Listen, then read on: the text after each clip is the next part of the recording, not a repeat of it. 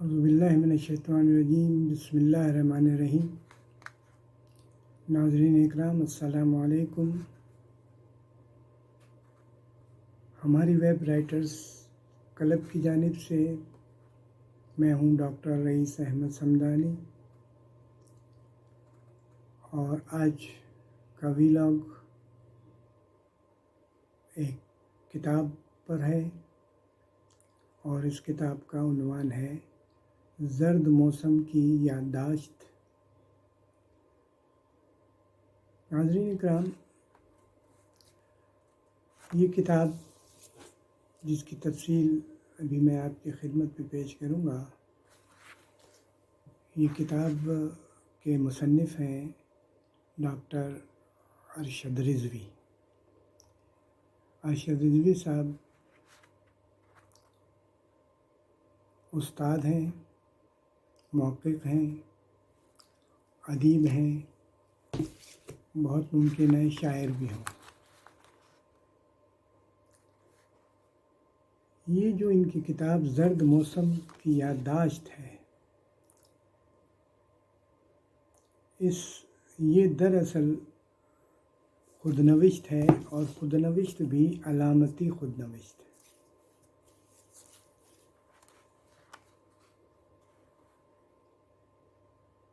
جیسے میں نے کہا کہ ارشد رضوی استاد ہیں، محقق ہیں، افسانہ نگار ہیں، کہانی کار ہیں، اور علامت نگار بھی ہیں۔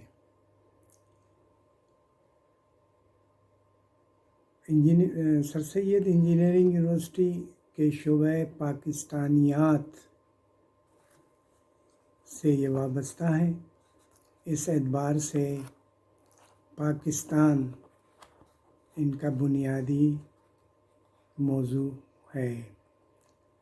پاکستان کی سیاست، پاکستان کی تاریخ، پاکستان کے سماجی اور سیاسی حالات۔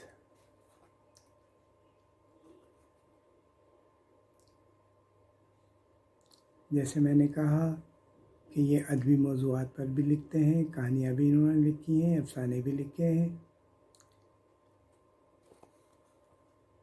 ان کی تصانیف میں انگریزی میں سیاسی نظام کے عنوان سے ایک کتاب ہے، افسانوں کا مجموعہ ایک سا موسم، اور کہانیوں میں کچھ بے ترتیب کہانیاں۔ اور ان تصانیف کے بعد اب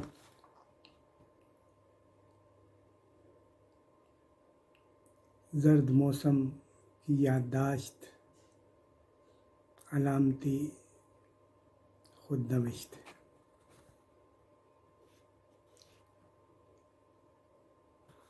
میں ان کی تصنیف کچھ بے ترتیب کہانیاں پر اظہار خیال کر چکا ہوں۔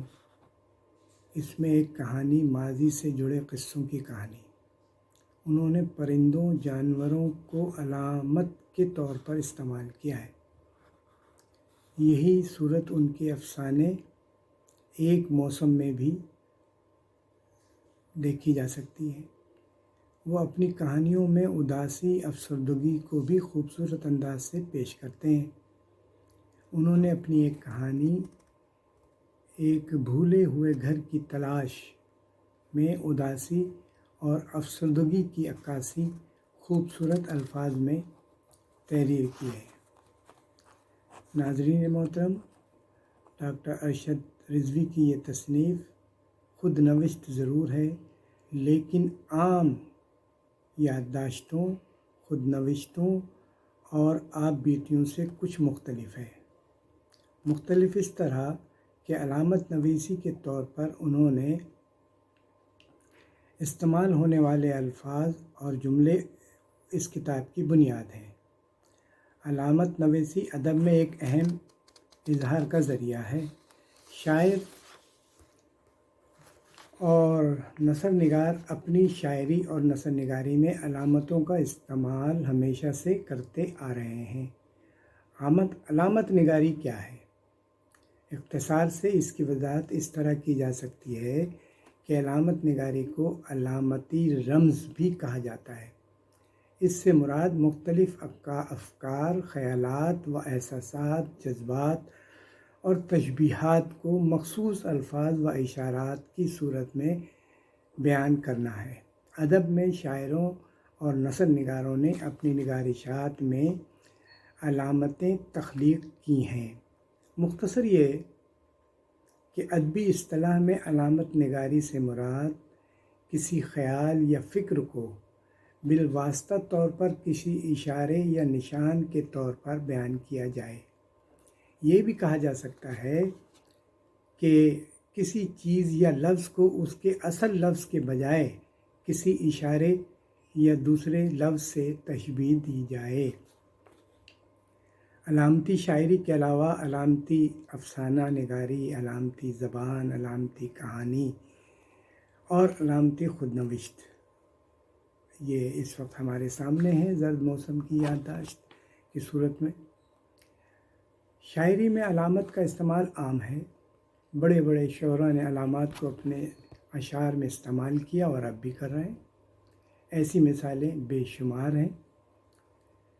بہت معروف شعر مرتقی میر کا، ناز کی اس کے لب کی کیا کہیے، پنکھڑی ایک گلاب کی سی ہے۔ یہاں مرتقی میر نے لبوں کو پنکھڑی اور گلاب سے تشبیہ دی ہے۔ اسی طرح غالب کا یہ شعر دیکھیے، غم ہستی کا اسد کس سے ہو جز مرگ علاج، شمع ہر رنگ میں جلتی ہے سحر ہونے تک۔ تصنیف زرد موسم کی یادداشت نثر میں علامت نگاری کی ایک عمدہ مثال ہے۔ شروع سے آخر تک مطالعہ کیجیے۔ حالات اور واقعات، شخصیات، مصنف کے افکار و خیالات و احساسات و جذبات مخصوص الفاظ، اشارات اور تشبیہات کی صورت میں بیان کیے گئے ہیں۔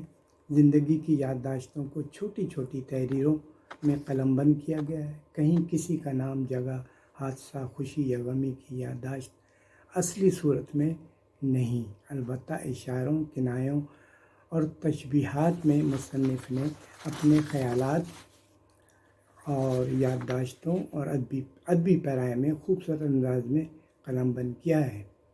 کتاب کا پیش لفظ معروف ادیب زیب اذکار حسین نے تحریر کیا ہے، جس میں انہوں نے تصنیف کو ایک تازہ ناول کہا ہے جو روایتی معنویت کی با اعتبار ناول قلب ماہیت کرتا دکھائی دیتا ہے۔ اپنی تحریر کے آخر میں اذکار صاحب لکھتے ہیں کہ زرد موسم کی لکھی گئی یہ خودنوشت نہ صرف اپنے ہونے اور اس ہونے کے تعلق سے دوسرے رشتوں کے ہونے کی دریافت کو تخلیقی توانائی کے ساتھ پیش کرتی ہے، بلکہ اس ہونے کے گرد و پیش میں جو کئی اطوار کے جنم موجود ہیں ان کی کھوج بھی ایک نئی آنکھ سے لگاتی نظر آتی ہے۔ اسی طرح خالد معین نے بھی اس کتاب پر اپنے خیالات کا اظہار کیا۔ وہ لکھتے ہیں، ارشد رضوی بڑا داخلیت پسند تخلیق کار ہے۔ وہ ترقی پسند ضرور ہے، لیکن وہ اپنے خوابوں، خیالوں، عشق آورگی، آدرش زندگی کرنے کے لیے کھلے پن، نفسیاتی رویوں اور اپنی ذات کی گہری پیچیدگیوں کو کسی سستے فارمولے کی نظر یقیناً نہیں کر سکتا۔ ناظرین کرام، اس مختصر سی بات کے بعد ضروری سمجھتا ہوں کہ ارشد رضوی کی تحریر سے کچھ اقتباسات پیش کروں تاکہ یہ معلوم ہو سکے کہ مصنف کی نثر میں شاعری یا مصوری کی عملی صورت آپ کے سامنے آ سکے اور قاری اندازہ لگا سکے کہ مصنف کے قلم میں علامت نگاری کا کیا رنگ اور کیا ڈھنگ ہے۔ تو یہ اس کتاب سے جو اقتباس اور یہ پہلا ہی ان کا وہ ہے، یہ کچھ اس طریقے سے ہے، مختصر بیان کرنا چاہوں گا۔ لکھتے ہیں، تم آج 3 مہینے کے ہوتے، یہ لکھتے ہوئے میں کتنا بے بس اور کمزور ہوں۔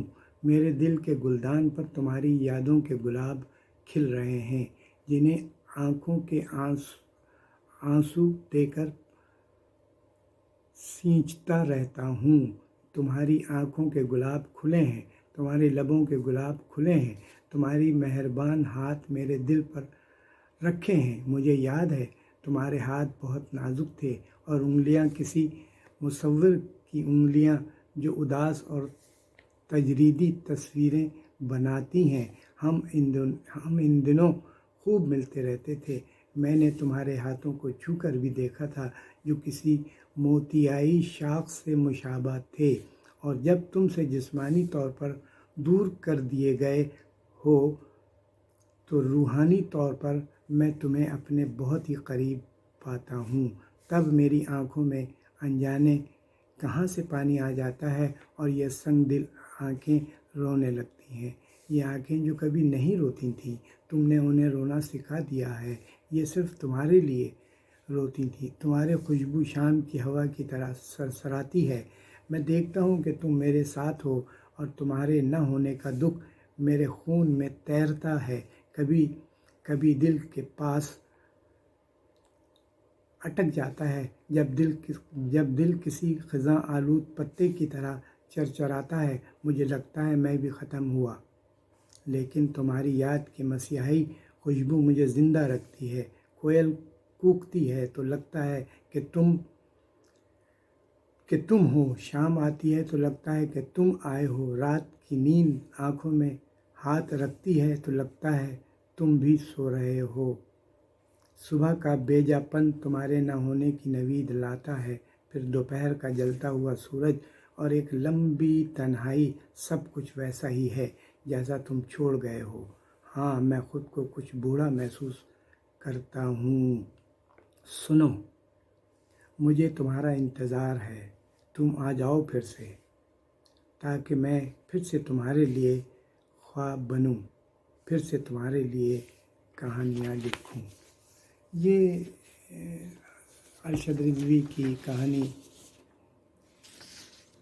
تھی، پہلی کہانی کہہ لیجیے یا پہلی تحریر کہہ لیجیے، اور اس میں جو علامتی الفاظ اور جملے انہوں نے لکھے وہ واقعی کمال کے ہیں، اور ایک ہنر ہے جو ارشد رضوی کے پاس ہے۔ ان الفاظ کے ساتھ آپ سے اجازت چاہوں گا۔ انشاءاللہ پھر ملیں گے کسی نئی کتاب کے ساتھ۔ السلام علیکم۔